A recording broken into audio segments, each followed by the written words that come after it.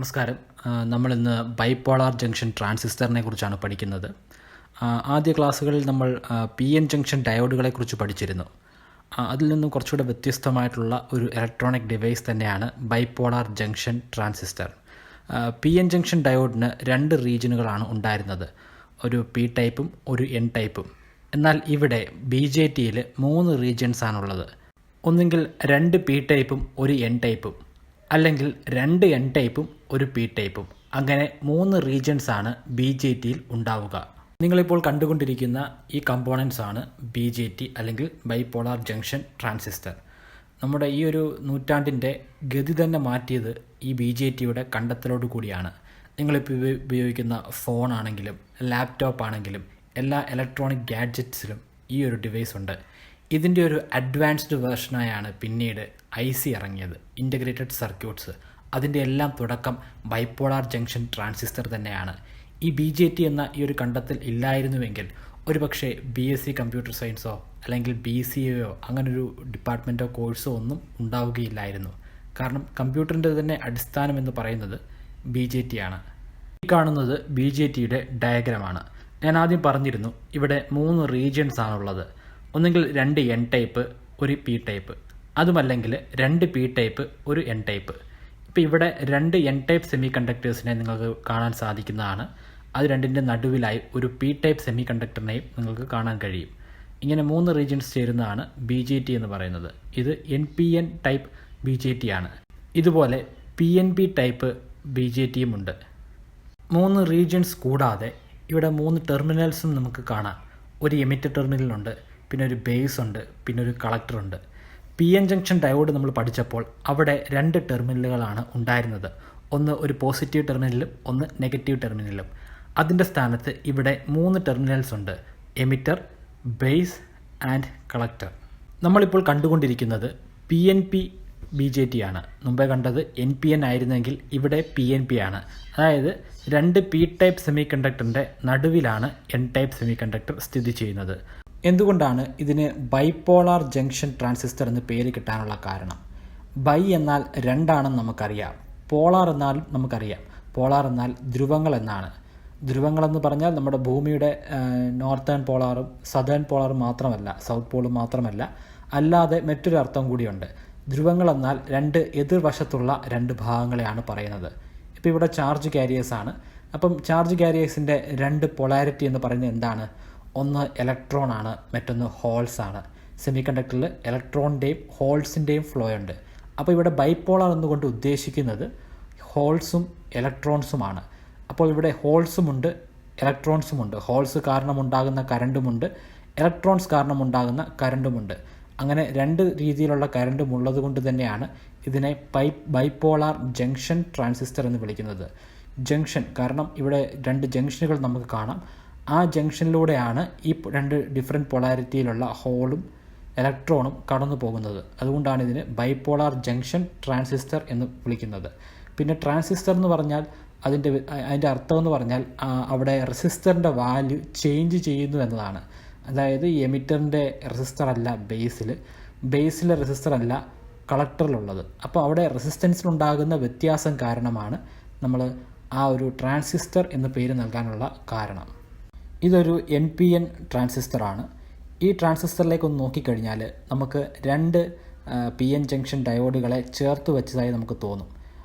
ഈ 2 എണ്ണം നോക്കിക്കഴിഞ്ഞാൽ ഈ 2 റീജിയൻസ്, അതായത് എൻ ടൈപ്പും പി ടൈപ്പും നോക്കിക്കഴിഞ്ഞാൽ ഈ ഒരു ഡയോഡായിട്ട് നമുക്ക് ഫീൽ ചെയ്യുന്നതാണ്. കാരണം ഈ ഒരു ഡയോഡിൻ്റെ ലെഫ്റ്റ് സൈഡിൽ എൻ ടൈപ്പും റൈറ്റ് സൈഡിൽ പി ടൈപ്പും ആണ്. അതുപോലെ ഈ ഭാഗം എന്ന് പറയുന്നത് റൈറ്റ് സൈഡിൽ എണ്ണും ലെഫ്റ്റ് സൈഡിൽ പിയും ആണ്. അപ്പോൾ അതിനെ ഇങ്ങനെ ഒരു ഡയോഡായിട്ട് നമുക്ക് തോന്നുന്നതാണ്. അപ്പം ഈ 2 ഡയോഡുകൾ പരസ്പരം ഇങ്ങനെ ചേർത്ത് വെച്ച് കഴിഞ്ഞാൽ, ഈ രീതിയിൽ കണക്ട് ചെയ്ത് കഴിഞ്ഞാൽ നമുക്കതിനെ ഒരു ബി ജെ ടി ആക്കി മാറ്റാൻ സാധിക്കുമോ? സാധിക്കുകയില്ല എന്നാണ് ഉത്തരം. കാരണം ഈ ഒരു കണക്ഷനിൽ ഇതിൻ്റെ ഈ റീജിയനുകൾ തമ്മിൽ പരസ്പരം ഇൻട്രാക്ട് ചെയ്യുന്നില്ല. ഈ പി ടൈപ്പും തമ്മിൽ ഒരു പി ടൈപ്പ് ആയി ആക്ട് ചെയ്യുന്നില്ല. പക്ഷേ ഇവിടെ ഒരു പി ടൈപ്പായിട്ടാണ് ആക്ട് ചെയ്യുന്നത്. പിന്നെ വേറൊരു വ്യത്യാസം എന്ന് പറഞ്ഞാൽ ഈ PN ജംഗ്ഷൻ ഡയോഡിൽ പിയുടെയും എന്നിൻ്റെയും വലിപ്പം ഒരുപോലെ തന്നെയാണ്. എന്നാൽ ഈ ബൈപോളാർ ജംഗ്ഷൻ ട്രാൻസിസ്റ്ററിൻ്റെ കേസ് എടുക്കുകയാണെങ്കിൽ 3 റീജിയൻ്റെയും വലിപ്പം വ്യത്യസ്തമായിട്ടുള്ള രീതികളിലാണ്. അതുകൊണ്ട് തന്നെ ഇത്തരത്തിൽ ഇങ്ങനെ ഡയോഡുകളെ ചേർത്ത് വെച്ച് കഴിഞ്ഞാൽ ഒരിക്കലും അത് ബൈപോളാർ ജംഗ്ഷൻ ട്രാൻസിസ്റ്റർ ആവുകയില്ല. പക്ഷേ അത് രണ്ടും അങ്ങനെ ചേർത്ത് വെച്ച ഒരു അവസ്ഥയിലായിരിക്കും നമുക്ക് ഒറ്റ നോട്ടത്തിൽ കാണാൻ സാധിക്കുക. ഇനി ഈ 3 റീജിയൻ്റെയും ഡോപ്പിംഗ് എങ്ങനെയാണെന്ന് നോക്കാം. ഡോപ്പിംഗ് എന്നാൽ ഇമ്പ്യൂരിറ്റിയെ സെമി കണ്ടക്ടറിൽ ആഡ് ചെയ്ത് കൊടുക്കുന്ന പ്രോസസ്സിന് പറയുന്ന പേരാണ് ഡോപ്പിംഗ്. ഡോപ്പിംഗ് നിങ്ങൾ ഓർക്കുന്നില്ല എങ്കിൽ നമ്മുടെ ആദ്യ ക്ലാസ്സുകൾ നോക്കുകയാണെങ്കിൽ, ആ വീഡിയോസ് കാണുകയാണെങ്കിൽ അതിനെക്കുറിച്ച് കൂടുതൽ ധാരണ നിങ്ങൾക്ക് ലഭിക്കുന്നതാണ്.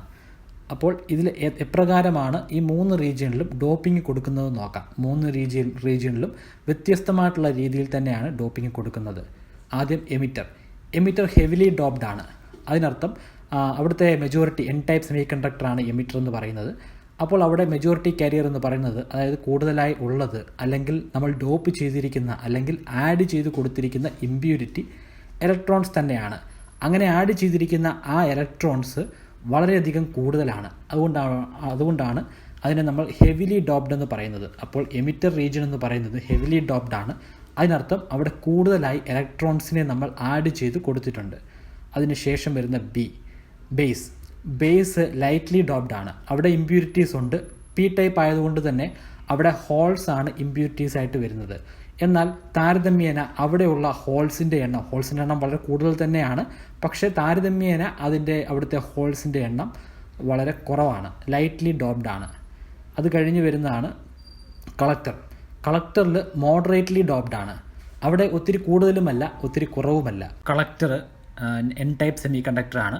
അതുകൊണ്ട് തന്നെ അവിടെ മെജോറിറ്റി കാരിയർ ഇലക്ട്രോൺസ് തന്നെയാണ്. ആ ഇലക്ട്രോൺസിൻ്റെ അളവ് എമിറ്ററിനേക്കാൾ ഒത്തിരി കൂടുതലല്ല, അതുപോലെ തന്നെ ബേസിലുള്ള ഹോൾസിനേക്കാൾ ഒത്തിരി കുറവുമല്ല. അതിന് ഇടയിലാണ് ഇതിൻ്റെ അളവ് നിൽക്കുന്നത്.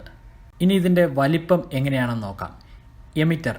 എമിറ്ററിൻ്റെ വലിപ്പം ഒത്തിരി കൂടുതലല്ല, എന്നാൽ ഒത്തിരി കുറവുമല്ല. അത്യാവശ്യം വലിപ്പമുള്ള ഒരു റീജിയനാണ് എമിറ്റർ. ബേസ് നമുക്കിവിടെ കാണാൻ സാധിക്കുന്നത് പോലെ തന്നെ വളരെ തിന്നായിട്ടുള്ള ഒരു റീജിയനാണ് ബേസിനുള്ളത്. പിന്നെ കളക്ടർ കുറേ കൂടെ വലിപ്പമുള്ള ഒരു റീജിയനാണ്. അതിന് കൂടുതൽ വലിപ്പമുണ്ട്. എമിറ്ററിനേക്കാൾ കുറച്ചുകൂടി വലിപ്പമുണ്ട്. നമുക്ക് ഈ ഒരു ഫിഗറിൽ നമ്മൾ നോക്കിക്കഴിയുമ്പോൾ വലിയ വ്യത്യാസം നമുക്കറിയാനില്ല, പക്ഷേ ചെറിയ വ്യത്യാസം ഉണ്ട്. അതായത് എമിറ്ററിനേക്കാൾ കുറച്ച് വലിപ്പം കൂടുതലാണ് കളക്ടറിന്.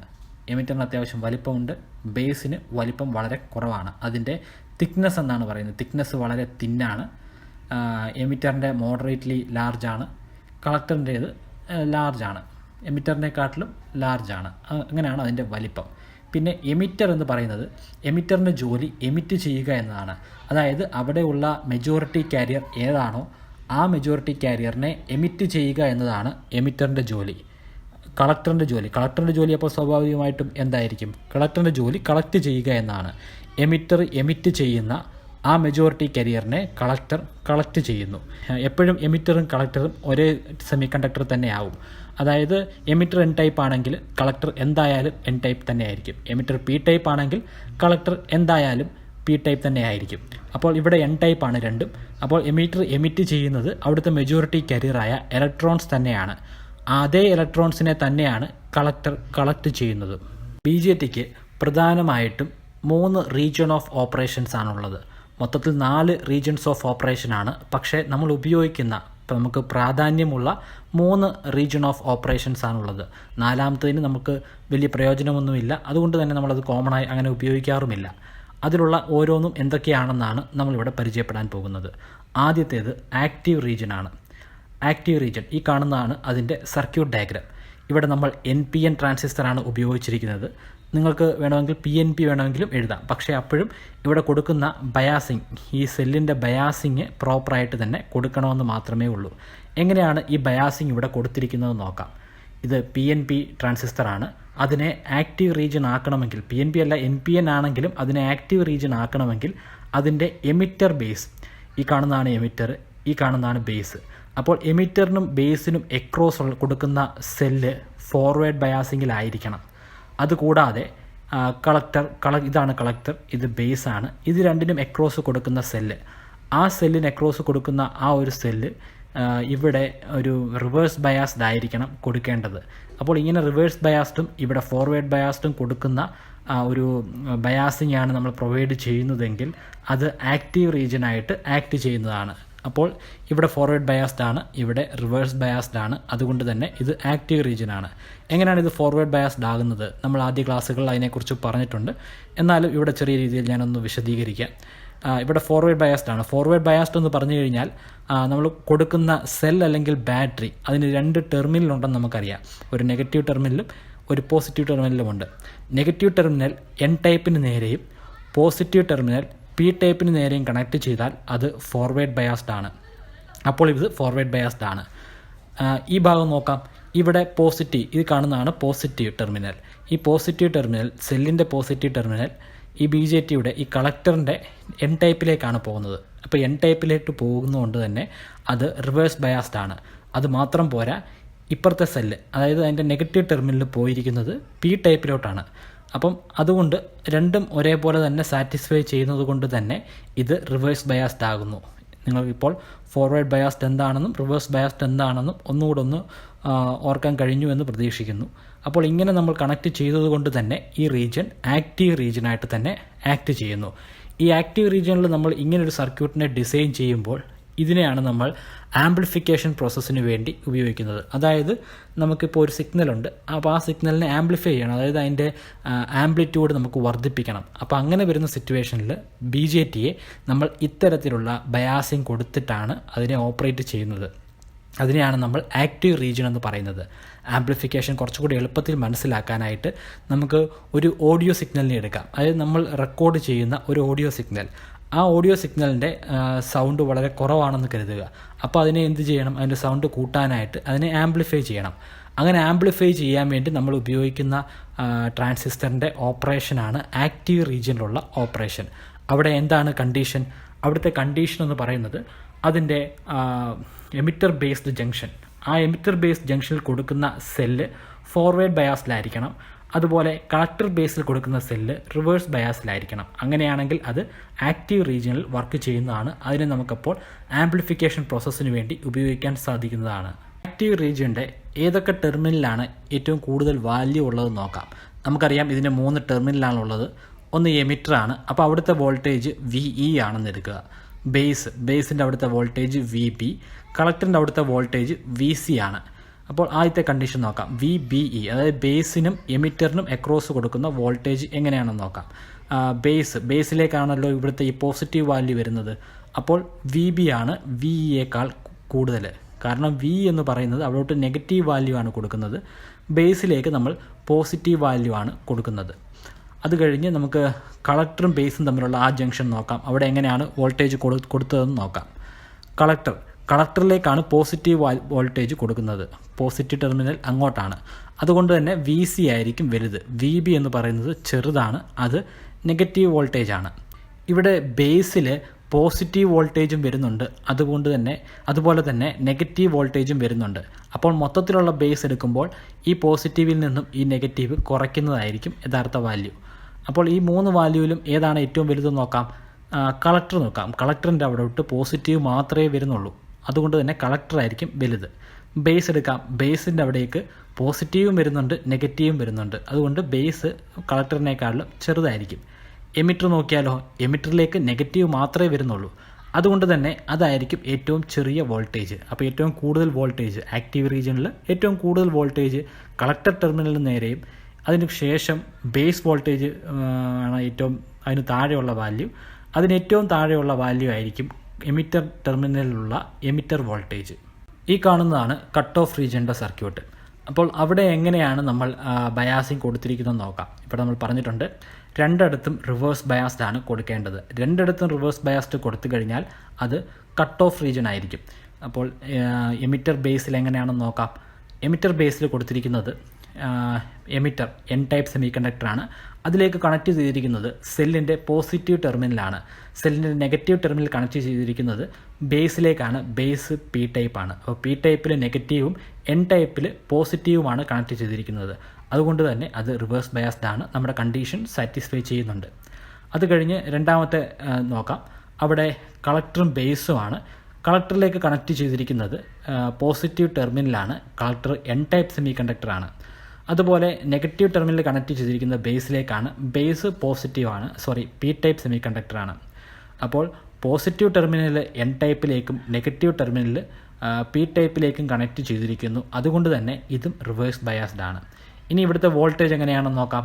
വോൾട്ടേജ് എമിറ്റർ വോൾട്ടേജ് ബേസ് വോൾട്ടേജിനേക്കാൾ കൂടുതലാണ്. അതെന്തുകൊണ്ടാണ്? കാരണം എമിറ്ററിലേക്ക് കണക്ട് ചെയ്തിരിക്കുന്നത് പോസിറ്റീവാണ്, ബേസിലേക്ക് കണക്ട് ചെയ്തിരിക്കുന്നത് നെഗറ്റീവാണ്. അതുകൊണ്ട് വി ഇ എപ്പോഴും വി ബിയേക്കാൾ ഇവിടെ കൂടുതലായിരിക്കും. അടുത്തത് എടുത്താലോ, വി സിയും വി ബിയും തമ്മിൽ എടുത്തു കഴിഞ്ഞാൽ വി സി അതായത് കളക്ടറിൻ്റെ ടെർമിനൽ വോൾട്ടേജ് വി സി എന്ന് പറയുന്ന അങ്ങോട്ടാണ് നമ്മൾ പോസിറ്റീവ് ടെർമിനൽ കണക്ട് ചെയ്തിരിക്കുന്നത്. ബേസിലേക്ക് കണക്ട് ചെയ്തിരിക്കുന്നത് നെഗറ്റീവ് ടെർമിനലാണ്. അതുകൊണ്ട് ബേസിലുള്ള വോൾട്ടേജ് കുറവായിരിക്കും കമ്പയർഡ് ടു കളക്ടർ വോൾട്ടേജ്. മൊത്തത്തിൽ നോക്കുകയാണെങ്കിൽ ഇവിടെ എമിറ്ററിലോട്ടും കളക്ടറിലേക്കും പോകുന്നത് ഏകദേശം പോസിറ്റീവ് വോൾട്ടേജ്, രണ്ടും ഒരേപോലുള്ള പോസിറ്റീവ് വോൾട്ടേജ് തന്നെയാണ്. അപ്പോൾ അത് രണ്ടും ഒരുപോലെ ആയിരിക്കും. ബേസിലേക്ക് പോകുന്നത് രണ്ടിടത്തു നിന്നും പോകുന്നത് നെഗറ്റീവ് വോൾട്ടേജ് തന്നെയാണ്. അതുകൊണ്ട് തന്നെ അത് എക്സ്ട്രീംലി ലോ വോൾട്ടേജ് ആയിരിക്കും. സാച്ചുറേഷൻ റീജിയൻ, അതിൻ്റെ സർക്യൂട്ട് ഇപ്രകാരമാണ്. അവിടെ രണ്ട് സൈഡിലും ഫോർവേഡ് ബയാസ് തന്നെയാണ് കൊടുക്കുന്നത്. രണ്ട് സൈഡിലും ഫോർവേഡ് ബയാസ്ഡ് കൊടുക്കുകയാണെങ്കിൽ അത് സാച്ചുറേഷൻ റീജിയൻ ഓഫ് ഓപ്പറേഷൻ ആണ്. ആദ്യം നമുക്ക് എമിറ്റർ ബേസ് ജംഗ്ഷൻ നോക്കാം. ഇവിടെ എമിറ്ററിലേക്ക് കണക്ട് ചെയ്തിരിക്കുന്നത് നെഗറ്റീവ് ടെർമിനലാണ്, എമിറ്റർ എൻ ടൈപ്പാണ്. ബേസിലേക്ക് കണക്ട് ചെയ്തിരിക്കുന്നത് പോസിറ്റീവ് ടെർമിനലാണ്, ബേസ് പി ടൈപ്പാണ്. അപ്പോൾ അത് സാറ്റിസ്ഫൈ ആകുന്നുണ്ട്. കാരണം പി ടൈപ്പിലേക്ക് പോസിറ്റീവും എൻ ടൈപ്പിലേക്ക് നെഗറ്റീവും കണക്ട് ചെയ്തിരിക്കുന്നു. അതുകൊണ്ട് അത് ഫോർവേഡ് ബയാസ്ഡ് ആണ്. അടുത്ത രണ്ടാമത്തെ റീജിയൻ നോക്കാം, കളക്ടർ ബേസ് റീജിയൻ. കളക്ടറിലേക്ക് കണക്ട് ചെയ്തിരിക്കുന്നത് നെഗറ്റീവ് ടെർമിനലാണ്, കളക്ടർ എൻ ടൈപ്പാണ്. ബേസിലേക്ക് കണക്ട് ചെയ്തിരിക്കുന്നത് പി ടൈപ്പാണ്. ബേസിലേക്ക് കണക്ട് ചെയ്തിരിക്കുന്നത് പോസിറ്റീവ് ടെർമിനലാണ്, ബേസ് പി ടൈപ്പാണ്. അപ്പോൾ പോസിറ്റീവ് പി ടൈപ്പിലേക്കും നെഗറ്റീവ് എൻ ടൈപ്പിലേക്കും കണക്ട് ചെയ്തിരിക്കുന്നു. അതുകൊണ്ട് തന്നെ അത് ഫോർവേഡ് ബയാസ്ഡ് ആണ്. അപ്പോൾ രണ്ട് കണ്ടീഷൻ സാറ്റിസ്ഫൈ ആകുന്നുണ്ട് ഈ സർക്യൂട്ട്. അതുകൊണ്ട് തന്നെ സാച്ചുറേഷൻ റീജിയനിലാണ് പ്രവർത്തിക്കുന്നത്.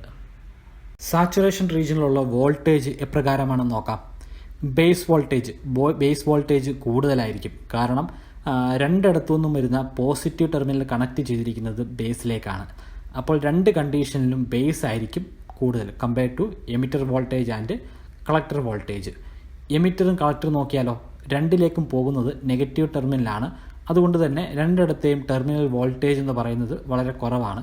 രണ്ടിടത്തും ഏകദേശം ഒരേ വാല്യൂ തന്നെ ആയിരിക്കും. പക്ഷേ ബേസിലേക്കുള്ള ബേസിൻ്റെ വോൾട്ടേജ് എന്ന് പറയുന്നത് അത് വളരെ കൂടുതലായിരിക്കും. Reverse active region of operation, ഇത് നമ്മൾ അധികം ഉപയോഗിക്കാത്ത ഒരു റീജിയൻ ഓഫ് ഓപ്പറേഷൻ ആണ്. അതിൻ്റെ കാരണം ഇതുകൊണ്ട് നമുക്ക് വലിയ ബെനിഫിറ്റ് ഒന്നുമില്ല. അതുകൊണ്ട് തന്നെ ഇത് സാധാരണഗതിയിൽ നമ്മൾ ഉപയോഗിക്കാറുമില്ല. ഇവിടെ എങ്ങനെയാണ് നമ്മൾ ബയാസിങ് കൊടുക്കുന്നതെന്ന് നോക്കാം. ഇവിടെ എമിറ്റർ ബേസിലേക്ക് നമ്മൾ കൊടുക്കുന്നത് റിവേഴ്സ് ബയാസ്ഡ് ആണ്. പിന്നീട് കളക്ടർ ബേസിലേക്ക് കൊടുക്കുന്നത് ഫോർവേഡ് ബയാസ്ഡുമാണ്. നമ്മൾ ആദ്യം പറഞ്ഞ ആക്റ്റീവ് റീജിയൻ എപ്രകാരമായിരുന്നു? ആക്റ്റീവ് റീജിയൻ ഇതിൻ്റെ നേരെ ഓപ്പോസിറ്റ് ആയിരുന്നു. അവിടെ എമിറ്റർ ബേസിലേക്ക് ഫോർവേഡ് ബയാസ്ഡും കളക്ടർ ബേസിലേക്ക് റിവേഴ്സ് ബയാസ്ഡുമാണ്. അതിൻ്റെ നേരെ എതിർവശത്താണ് ഈ റിവേഴ്സ് ആക്റ്റീവ് റീജിയൻ പ്രവർത്തിക്കുന്നത്. അതുകൊണ്ട് തന്നെയാണ് ഇതിന് ഇങ്ങനെ ഒരു പേര് കിട്ടിയത്. ആക്റ്റീവ് റീജിയൻ എങ്ങനെയാണോ, അവിടെ എങ്ങനെയാണോ ബയാസിങ് കൊടുത്തിരിക്കുന്നത് അതിൻ്റെ നേരെ എതിർവശത്തേക്കായിരിക്കും ഇവിടെ കൊടുക്കുക. അതുകൊണ്ട് തന്നെ എമിറ്റർ ബേസിൽ റിവേഴ്സ് ബയാസ്ഡും കളക്ടർ ബേസിൽ ഫോർവേഡ് ബയാസ്ഡുമാണ് ഇവിടെ കൊടുക്കുന്നത്. നമ്മൾ പഠിച്ച 3 റീജിയൻസ് ഓഫ് ഓപ്പറേഷനും ഏത് ആപ്ലിക്കേഷനാണ് ഉപയോഗിക്കുന്നത് നോക്കാം. ആക്റ്റീവ് റീജിയൻ്റെ നമ്മൾ ഓൾറെഡി പറഞ്ഞതാണ്. അത് നമ്മൾ ആംപ്ലിഫിക്കേഷന് വേണ്ടിയാണ് ഉപയോഗിക്കുന്നത്. ആംപ്ലിഫൈ ചെയ്യാൻ വേണ്ടി ആക്റ്റീവ് റീജിയനിലുള്ള BJT നമ്മൾ ഉപയോഗിക്കുന്നു. BJTയിൽ നമ്മൾ കട്ട് ഓഫ് റീജിയനും സാച്ചുറേഷൻ റീജിയനും ഉപയോഗിക്കുന്നത് സ്വിച്ചിങ് ഓപ്പറേഷന് വേണ്ടിയാണ്. സ്വിച്ച് എന്ന് പറഞ്ഞാൽ നമുക്കറിയാം ഓൺ ചെയ്യാനും ഓഫ് ചെയ്യാനും വേണ്ടിയാണ് നമ്മളിത് ഉപയോഗിക്കുന്നത്. ആംപ്ലിഫിക്കേഷൻ പ്രധാനമായും നമ്മൾ ഉപയോഗിക്കുന്നത് അനലോഗ് സർക്യൂട്ട്സിലാണ്. സ്വിച്ചിങ് നമ്മൾ ഡിജിറ്റൽ സർക്യൂട്ടിൽ ഉപയോഗിക്കാറുണ്ട്. പക്ഷേ ഇതിൽ മാത്രമല്ല ഉപയോഗിക്കുന്നത്, നമ്മൾ അനലോഗിലും ഡിജിറ്റലും ഉപയോഗിക്കാറുണ്ട്. പക്ഷേ ഇത് കോമണായി ഉപയോഗിക്കുന്നത് ഡിജിറ്റൽ സർക്യൂട്ട്സിലാണ്. അപ്പോൾ കട്ട് ഓഫ് എന്ന് പറയുന്നത് ഓഫ് ചെയ്യാൻ വേണ്ടിയിട്ടാണ്, സാച്ചുറേഷൻ എന്ന് പറയുന്നത് ഓൺ ചെയ്യാൻ വേണ്ടിയിട്ടാണ്. അപ്പോൾ ഇത് സ്വിച്ചിങ് ഓപ്പറേഷൻസിന് വേണ്ടിയാണ് ഈ 2 റീജിയൻ ഓഫ് ഓപ്പറേഷൻസ് നമ്മൾ ഉപയോഗിക്കുന്നത്.